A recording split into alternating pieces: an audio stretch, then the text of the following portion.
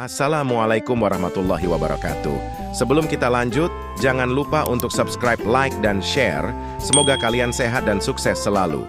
Cerita dimulai pada pemandangan seorang komandan terkuat yang tengah dikepung oleh banyak ksatria. Komandan itu adalah Xian Verte, saudara dari kaisar kontinen saat ini yang bernama Ashel Verte. Dan yang di hadapannya berdiri seorang pria bernama Boris yang memimpin para ksatria tersebut. Xian lalu mengeluarkan belatinya yang dikelilingi dengan warna cian seperti namanya, sambil bertanya siapa dalang dibalik penyerangan ini kepada Boris. Kabut hitam itu, sepertinya rumor itu benar. Kau adalah pembunuh dari Mist, kata Boris sambil menahan tekanan kekuatan Xian. Diceritakan, Mist adalah sebuah organisasi yang dianggap kafir untuk para ksatria kerajaan. Dengan melihat wujud Xian, Boris pun menyimpulkan bahwa Xian akan dilaporkan sebagai orang kafir juga. Silahkan saja kalau kamu masih mempunyai mulut setelah pertarungan ini, kata Xian sambil bersiap mengeluarkan kekuatan rahasianya. Namun karena adanya dinding sihir tingkat 9, membuat Xian harus memilih untuk mencari kesempatan untuk lari agar dapat meminta bantuan kepada saudaranya yang seorang kaisar. Tapi tiba-tiba saja maju seorang pria yang menyuruh Xian untuk berhenti. Dan tak disangka ternyata pria itu adalah Ashel, seorang kaisar kerajaan dan saudara laki-laki Xian. Xian kaget dan tak menyangka bahwa dalang dibalik semua ini adalah saudaranya sendiri. Mereka pun lalu saling berhadapan dengan Xian yang berlutut terjatuh ke tanah. Apa maksud dari ini semua? Apa aku melakukan kesalahan? Tanya Xian ke Ashel. Terima kasih untuk segala hal yang kau lakukan untuk diriku selama ini. Kesalahanmu adalah karena terbukti memiliki kabut yang mengerikan itu dan menjadi pembunuh yang berdosa, jawab Ashel. Xian lalu meninju tanah karena mendengar alasan tak masuk akal itu. Xian menjadi pembunuh semata-mata hanya ingin membantu Ashel dalam perebutan pewaris. Penyerangan pasukan Raja Iblis, perang untuk menyatukan kontinen, dan semua hal yang berhasil dicapai Ashel. Namun pada akhirnya ia dibuang oleh saudaranya sendiri setelah semua itu. Xian akhirnya mengeluarkan seluruh kekuatannya untuk membunuh Ashel dan anteknya walaupun tubuhnya harus hancur. Konyol sekali. Sang pahlawan membunuh adiknya sendiri hanya karena merasa takut. Apa kau tidak malu pada dirimu sendiri? Kata Xian dengan wujud kabutnya. Mendengar fakta itu membuat Ashel terlihat marah. Xian pun maju menyerang Ashel sembari mencari titik lemahnya agar tak dapat beregenerasi. Sayangnya, Boris menghalangi serangan terhebat Xian dengan dinding sihirnya yang membuat Ashel memiliki kesempatan untuk menyerang balik. Pedang Ashel menembus perut Xian seketika dan berkata bahwa ia bersyukur tidak pernah mempercayainya sejak awal. Xian pun akhirnya terbaring sekarat setelah ditendang jatuh oleh Ashel yang mencabut pedangnya dan pergi. Matanya perlahan mulai menutup. Namun Xian yang menolak kematiannya seperti ini langsung kembali menyerang Ashel dari belakang dan mengincar lehernya. Pada akhirnya Xian harus mati di tangan pedang saudaranya sendiri. Cerita pun berpindah. Mendengar suaranya yang terpanggil-panggil membuat Xian terbangun dengan kaget. Mau sampai kapan Anda tertidur? Tanya seorang perempuan pelayan kepada Xian. Xian pun kaget melihat Emily yang ternyata adalah pelayannya pada 20 tahun lalu. Xian juga sadar bahwa ia berada di kamarnya yang dulu dengan perabotan yang sama juga. Xian akhirnya berpikir bahwa, mungkin saja ia telah kembali ke masa 20 tahun lalu, sambil memegangi wajahnya yang kecil dan badannya yang terlihat lemah. Emily lalu menegur Xian yang kebingungan untuk segera bangun dan bersiap untuk latihan. Dengan melihat bangunan klan Verte, Xian pun telah memastikan bahwa dirinya kembali ke masa lalu saat berada di klan Verte. Ia pun juga akhirnya mengingat bahwa ia berada tepat di waktu 27 tahun lalu sebelum dirinya memasuki akademi. Tepat di waktu itu, latihan duel tengah berlangsung yang disaksikan oleh ayahnya dan seluruh klan, yang mana Xian bertarung melawan saudara tirinya yang bernama Krenz Verte. Selama pertarungan itu, Xian dipermalukan dan berakhir kalah. Ia yang merupakan anak haram pada akhirnya hanya ditertawakan dibanding Krenz yang mendapat perhatian lebih karena berasal dari anak pernikahan yang sah. Sejak itu pun juga ayahnya berhenti memperhatikan Xian. Kembali ke masa sekarang, Emily mengingatkan kepada Xian untuk menyerah saja. Namun Xian berkata bahwa ia hanya perlu menang saja. Xian lalu sadar dengan berat senjatanya yang menandakan kekuatannya masih seperti dulu lemahnya. Emily tak lupa menjadi pendukung Xian sembari mengingatkan Xian untuk berhati-hati. Mereka pun berhadapan di arena. Kau tidak lari ya? Kata Krenz dengan nada meremehkan. Tanda mulai pun diberikan oleh pemimpin klan dan Krenz langsung maju menyerang Xian. Namun Xian dengan santainya dapat melihat gerakan Kranz yang lambat seperti siput. Ia pun berhasil menghindari serangan Kranz dan menjatuhkan senjatanya serta melumpuhkannya dengan menendang kakinya. Kranz pun terbaring sambil memegangi tulang keringnya yang membuat semua orang terkejut. Mengingat perundungan yang dilakukan Kranz dahulu membuat Xian berpikir untuk tidak mengakhiri duel tersebut dengan damai. Menurutnya, ia harus berubah agar kejadian di kehidupannya yang dulu tidak terjadi lagi. Dan untuk itu ia pun harus memberikan pelajaran kepada Kranz. Tendangan Xian pun berhasil membuat Kranz pingsan dan kalah dalam duel. Dengan hasil itu, ayahnya pun memanggil Qian secara pribadi yang bahkan sampai dikawal oleh Elkan yang merupakan ksatria pribadi pemimpin klan dan seorang ksatria tingkat tinggi. Namun dalam perjalanan, Xian bertemu dengan ibu Kranz yang merupakan istri sah ayahnya. Ia pun mengganggu dengan bertanya bagaimana keadaan Kranz yang pingsan. Ibu Kranz yang jengkel akhirnya menghina Xian dengan mengatakan ia yang merupakan anak haram dan ibunya yang merupakan seorang wanita murahan. Merasa perkataan itu melewati batas, Xian menunjukkan wajahnya yang marah besar beserta niat membunuhnya. Xian yang sebelumnya marah pada akhirnya mengurungkan niatnya untuk membunuh dan hanya memberi peringatan kepada ibu Kranz. Sebelum lanjut, jangan lupa untuk subscribe, like dan share. Menyala abangku, Xian lalu bertemu dengan ayahnya. Di masa lalu, ayah Xian adalah sosok yang sangat dihormati oleh rakyat kekaisaran sebagai sosok pelindung. Ayah Xian semakin menyukai Xian setelah mengetahui ia sangat berbakat. Ia pun menawarkan hadiah apapun kepada Xian. Xian pun meminta kepada ayahnya untuk mengizinkannya berada di garis depan dalam perang melawan iblis tepatnya di wilayah Lembah Remea. Ayah Xian memberikan izin namun juga sebuah syarat untuk Xian yang dimana ia akan mendapatkan sebuah tes sebelum berangkat ke garis depan. Emily lalu terlihat kaget dengan permintaan Xian yang menurutnya gila.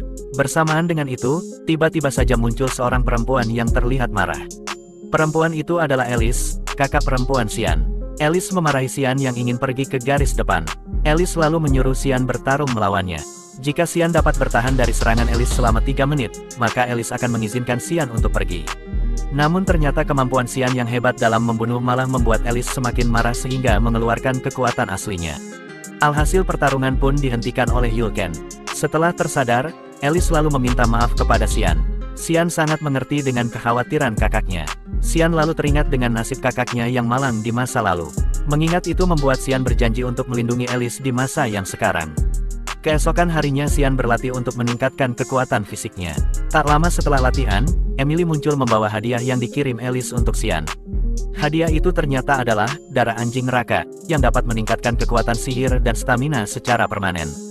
Kekurangannya benda itu sangat bau.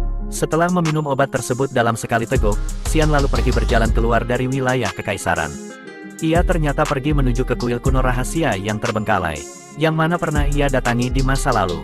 Di kuil tersebut terdapat pedang suci pahlawan dari 300 tahun lalu, yang mana pedang tersebut juga yang menembus badan Xian di masa lalu. Xian pun menendang pedang tersebut dengan jengkel. Xian lalu berbalik arah dari pedang tersebut dan menuju ke arah sebuah bayangan. Di balik bayangan tersebut ternyata ada sebuah jalan menuju jalan rahasia. Jalan tersebut menuju ke tempat tersimpannya pedang Xian yang dulu ia gunakan yakni pedang iblis Kairam. Setelah mencabutnya, Xian mengayunkan pedang tersebut untuk membangunkannya. Perasaan senangnya pun terlihat di wajahnya setelah memegang pedang lamanya itu. Namun tiba-tiba saja sebuah bayangan muncul dan menyerang Xian dari depan.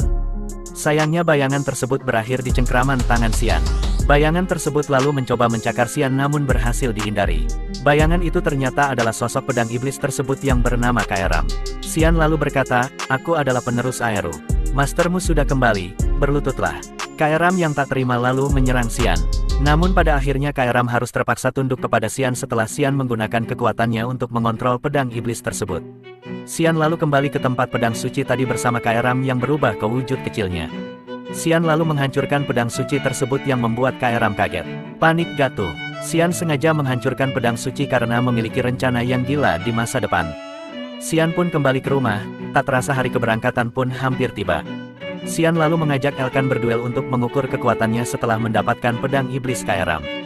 Xian juga meminta kepada Elkan untuk merahasiakan pertarungan mereka. Xian lalu maju menyerang Elkan. Elkan menangkisnya namun merasa berat dengan kekuatan serangan Xian. Xian terus menyerang Elkan tanpa henti hingga akhirnya tiba-tiba berhenti dan menyerah namun terlihat juga wajah Elkan yang kewalahan menghadapi Xian. Cerita pun berpindah dengan waktu yang telah jauh berlalu di mana Xian akhirnya bertemu dengan ayahnya untuk bersiap pergi ke garis depan. Sebelumnya ayah Xian memberikan sebuah syarat yang mana Xian harus dapat mengalahkan seekor anjing neraka yang telah ditangkap. Namun kekhawatiran ayah Xian ternyata sia-sia.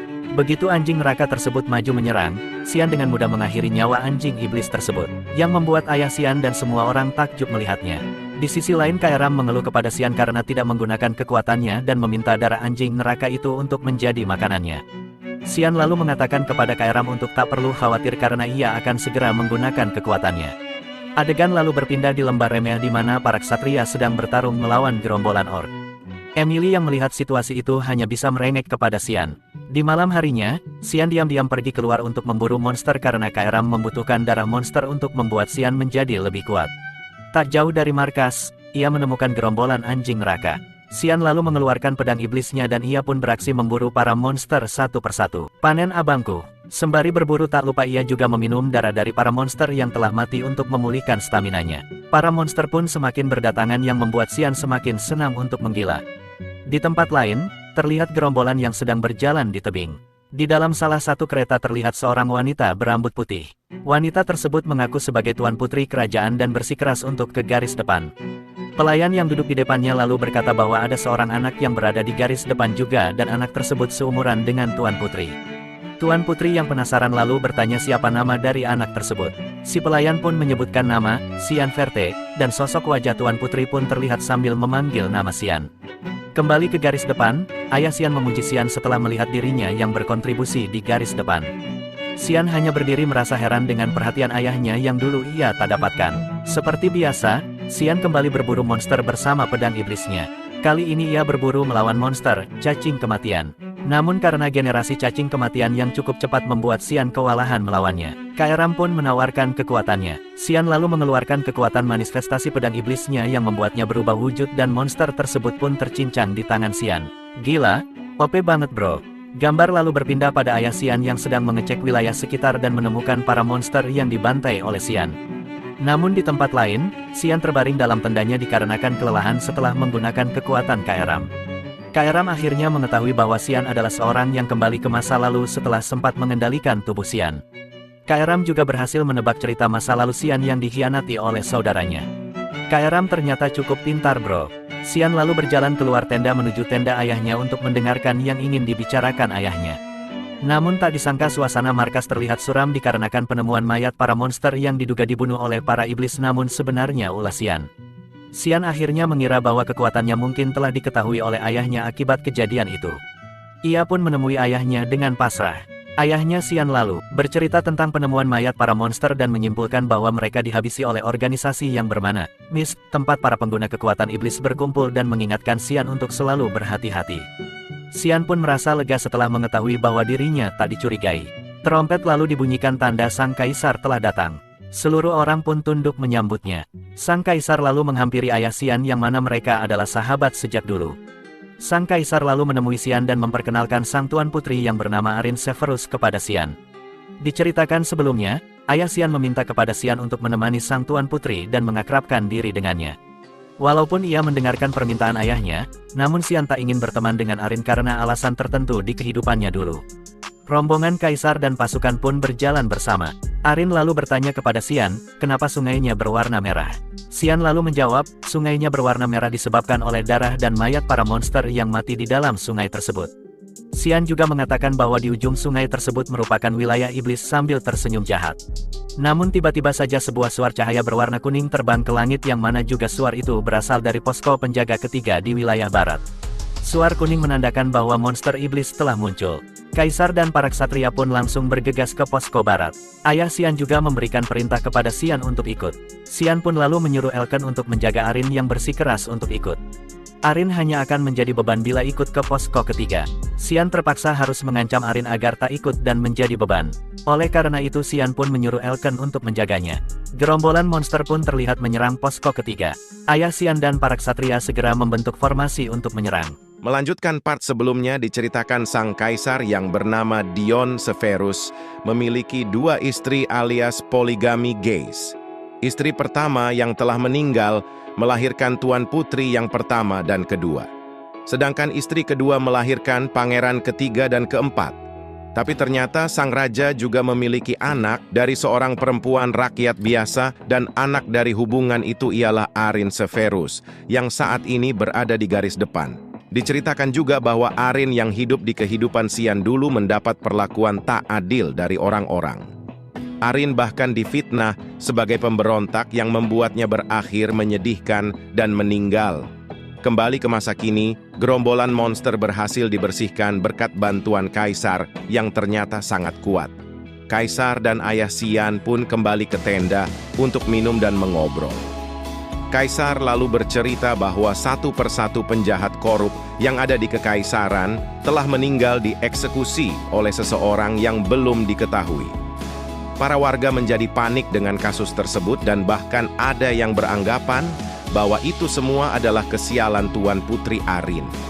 Kaisar lalu meminta tolong kepada ayah Xian untuk merawat dan menjaga Arin jika dirinya lebih duluan meninggal. Ayah Xian pun menerima permintaan tersebut. Di tempat lain, Xian pamit kepada Emily untuk pergi memburu monster lagi. Namun tiba-tiba saja Tuan Putri Arin datang untuk berbicara dengan Xian. Emily lalu pergi meninggalkan mereka berdua di dalam tenda. Arin lalu meminta maaf akan sikapnya yang merepotkan tadi. Xian juga meminta maaf akan sikap kasarnya. Arin lalu meminta kepada Xian untuk menjadi temannya. Namun Xian langsung menolaknya yang membuat Arin kecewa. Arin lalu pamit untuk pergi sambil berkata bahwa Xian ternyata berbeda dengan saudaranya yakni si Ashel. Mendengar nama Ashel yang merupakan target balas dendam Xian, membuat Xian langsung berbalik dan menangkap tangan Arin dengan wajah yang dingin dan menakutkan. Xian lalu bertanya mengapa Arin bisa mengenali saudaranya itu. Arin menjawab bahwa ia mengenal Ashel saat mengelilingi Akademi Kekaisaran tahun lalu. Menurut Arin dari pertemuan itu, Ashel adalah sosok yang sangat baik. Menurut Xian itu tak mungkin, karena ia sangat mengetahui sifat saudaranya itu. Xian merasa bahwa Ashel mungkin sedang berencana untuk memanfaatkan Arin. Namun begitu Xian mencoba untuk mengingatkan Arin, tiba-tiba saja Emily masuk ke dalam tenda dan menyuruh mereka untuk lari. Sayangnya semua itu terlambat dan tenda pun hancur oleh serangan monster yang membuat Emily menangis. Kaisar dan ayah Xian akhirnya mendapatkan kabar bahwa tenda belakang yang berisi Xian dan Tuan Putri Arin telah diserang oleh monster iblis. Kaisar pun langsung menyeluruh seluruh pasukan untuk ke tenda belakang. Bersamaan dengan itu di tempat lain, Xian bersama dengan orang-orang yang selamat sedang bersembunyi dari para monster iblis dan mencari cara untuk menyelamatkan diri. Emily tetap menangis mengira Xian telah meninggal. Namun menurut Xian, dirinya yang pernah melawan Raja Iblis tak mungkin meninggal hanya karena seekor troll. Di sisi lain, Arin menyalahkan dirinya atas kemalangan yang sedang terjadi. Para ksatria Arin lalu menenangkan Arin dengan berkata bahwa mereka akan selalu melindunginya. Namun sayang ksatria tersebut berakhir di tangan troll. Xian lalu mencoba melindungi Arin dan yang lainnya. Xian juga telah memastikan bahwa para monster tersebut ternyata mengincar Xian. Ia pun mengalihkan monster tersebut sambil memberi kesempatan untuk Emily dan Arin untuk kabur. Xian pun bertanya-tanya mengapa para monster tersebut mengincar Xian. Kaeram lalu menjelaskan bahwa itu disebabkan karena Xian yang berbau aneh setelah meminum banyak darah para monster untuk menjadi kuat. Xian lalu menarik Kaeram dengan paksa dan menaruh ke belatinya untuk meningkatkan kekuatannya. Berkat itu ia pun percaya diri untuk mengalahkan seluruh monster tersebut. Namun tiba-tiba saja seekor naga iblis yang berwarna hitam datang. Melihat itu malah membuat Xian semakin bersemangat untuk mencoba meminum darah naga tersebut. Xian pun akhirnya berubah ke wujud kabutnya. Di tempat lain, para monster mulai dikalahkan oleh Kaisar dan ayah Xian. Namun Kaisar masih khawatir dengan kondisi Arin, sedangkan ayah Xian yang dingin berkata bahwa ia tak mengkhawatirkan Xian. Kaisar lalu mendapatkan kabar bahwa Arin telah ditemukan. Arin lalu muncul dan langsung berlari ke hadapan Kaisar. Arin juga meminta untuk segera menyelamatkan Xian yang telah berkorban menyelamatkan mereka. Ayah Xian langsung meminta penjelasan kepada Emily dengan ekspresi menakutkan. Emily yang tak berdaya lalu menjelaskan bahwa Xian telah menjadi umpan untuk mereka. Kaisar lalu menyuruh ayah Xian untuk segera bergerak menolong Xian. Namun lagi-lagi ayah Xian bersikap dingin dan menolak untuk pergi menyelamatkan Xian yang membuat Kaisar dan Arin kaget. Menurutnya, Xian telah melakukan tugas yang tepat sebagai keturunan Verte dalam melindungi Arin dan juga mengurus monster saat ini lebih penting daripada menyelamatkan Xian. Semua orang hanya terdiam mendengar penjelasan yang dingin dari ayah Xian. Arin pun juga semakin menyalahkan dirinya. Di tengah-tengah itu, suara naga terdengar ke telinga semua orang. Dan benar saja, seekor naga terlihat terbang di atas mereka. Namun yang malah tak disangka, terlihat Xian yang sedang memegangi kaki naga tersebut dengan wajah pasrah. Dan cerita pun bersambung di part berikutnya.